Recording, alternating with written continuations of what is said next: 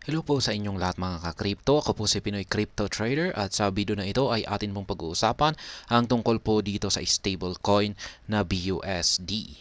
Yan, sapagkat meron po tayong isang nakalipas na video kung saan ay atin pong napag-usapan na ito po ay tatanggalin na o madidelis sa platform ni Binance. At ayan, bago po tayo magpatuloy ay nais ko po munang bigyang linaw ang aking disclaimer kung saan ang nilalaman po ng video na ito ay hindi po ito isang financial advice. For education and information purposes lamang po ang layunin nito. Nais ko na rin pong magbigay babala na wala pong kahit anumang group chat ang Pinoy Crypto Trader. Ayan po mga ka-crypto, kung pupunta po tayo dito sa ating Fiat and Spot wallet kaya Binance. Ayan. At kung meron po tayong nakalagay rito na asset dito kay BUSD ay ayan, may linagay po na notice dito si Binance. Mababasa natin rito na nakalagay ay as Paxos has halted the minting of new BUSD, Binance will gradually cease support for BUSD products. Please convert your BUSD as soon as possible. Yan po yung notice nila rito. Hindi na po susuportahan ng Binance si BUSD. Kaya kung meron ka pong hawak na BUSD, yan, maski maliit man yan, ay mas maganda na i-convert mo na yan sa ibang mga stable coin. Ayan, kasi mawawala po yan, sayang po yan. Ayan, kasi i-delis na siya. Siguro kung pag na-delis na yan ay mawawalan na ito ng silbi. Hindi mo na pwedeng ipalit ito sa kahit anumang crypto. Kaya ayan, gawin po natin ito bago sumapit ang February 2024 po. Ayan, bago sumapit ang petsa na ito. Buwan ng February next year pa po. February 2024. Yan, meron po tayong sapat na oras para i-convert ang ating BUSD sa ibang mga stable coins. Yan, sabi niya dito, Binance encourages users to convert BUSD to other stable coins prior to February 2024. Yan, dami po talagang maapektuhan nito kasi lahat ng mga services ni Binance ay yan, tatanggalin na si BUSD. Ayan, apektado po yung spot market. Ayan, BUSD. Binance will gradually delist BUSD on spot and market trading pairs. Ayan, yung ito po yung spot and margin. Yan yung bumibili tayo ng dito tayo bumibili ng mga cryptocurrencies.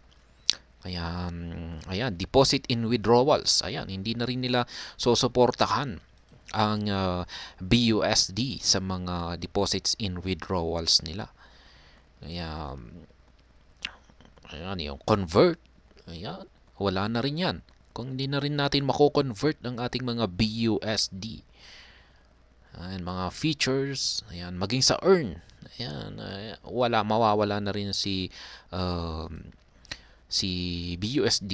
Ayan, sa mga flexible products, yan mga yung ilalagay lamang natin rito ay kikita na tayo sa interest. Ayan, simple flexible products. Ayan, tatanggalin na rin po si BUSD dyan. Ayan, yung mga auto invest, liquid swap, dual investment, ayan, DeFi staking. Ayan, nakakalungkot po. At matatanggal na. Ayan, maging dyan sa loans, gift card, pay. Ayan, talagang babay na po talaga kay BUSD.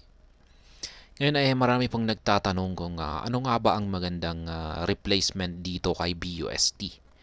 Ayan, ano ang magandang ipalit dito kay BUSD na stable coin. Ayan po yung dahil dito. Kaya, ngayon masasabi ko marami naman po tayong mga stable coins dyan. Pero alin ang pinaka the best na stable coins na pwede nating ipalit? Ayan, nandito po yan. Makikita po natin yung sagot dyan dito kay CoinMarketCap. Ayan, naka-arrange po yan sa pinaka the best. Ayan, yung by rankings po sila. Yan, nandito nga yung number 3 or pinaka the best natin. Ayan, nasa ating unang listahan ay walang iba kundi si Tether USDT. Yan po ang pwede nating ipalit kay BUSD. Sa tingin ko ay si Tether USD ay mas mataas pa yung kanyang ranking kumpara kay BUSD. Kaya ayan, sumunod naman po ay si USDC. Yan. At pagkatapos niyan ay si DAI, True USD. Ayan, ito po si BUSD. Bagsak na po siya. Pero ayan, matatanggal na, sa tingin ko baka matatanggal po siya rito sa ranking or baka babagsak siya sa napakababa. Yan, nandiyan na rin po si USDD pero sa tingin ko ay medyo alanganin na tayo dito kay USDD. Yan, nandiyan rin si Pax Dollar. Kasi yung isang magandang basihan natin dito sa magandang stablecoin ay yung kanilang market cap. Yan, kung pagtitignan natin dito yung market cap ni Tether ay yan, ang laki po. Nasa 82 billion yung kanyang market cap.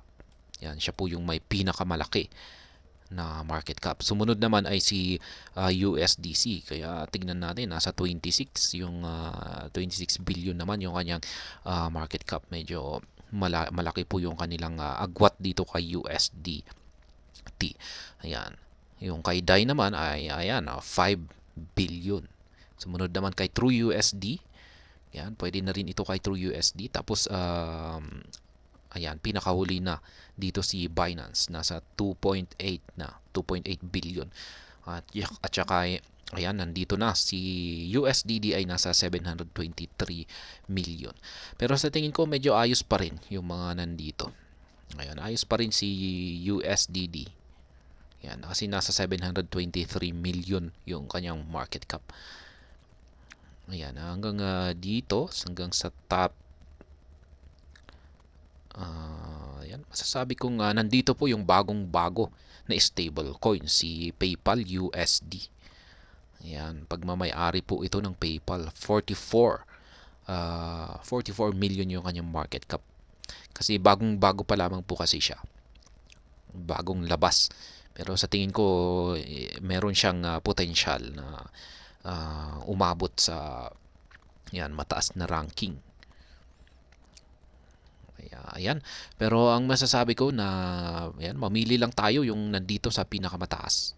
Yan, yung mga top rankings na mga stable coins katulad ni USDT. Ayan, at saka USDC at saka si DAI. Ayan, mga nandito. Ayan po. Mag-goodbye na po tayo dito kay BUSD. Ayan, bago sumapit ang February 2024. Medyo matagal pa naman. Meron pa tayong ilang mga buwan diyan. Ayan, bago po tayo tuluyang magpaalam kay BUSD. At ayan, hanggang dito na lamang po tayo sa balitang ito. Sana po ay inyong nagustuhan ng aking paliwanag dito. Kung inyo po itong nagustuhan ay pakiclick lamang po ang like button nito. Para naman po sa mga bago lamang dito, kayo po ay aking inaanyayahan para mag-subscribe. Pakiclick na rin po ang bell icon nito dahil ito po ang siyang magsisilbing notification nito sa mga bago kong videos na akin pong ina-upload sa aking YouTube channel na ito. Marami pong salamat sa panonood. Ingat po tayo lagi at God bless po sa ating lahat.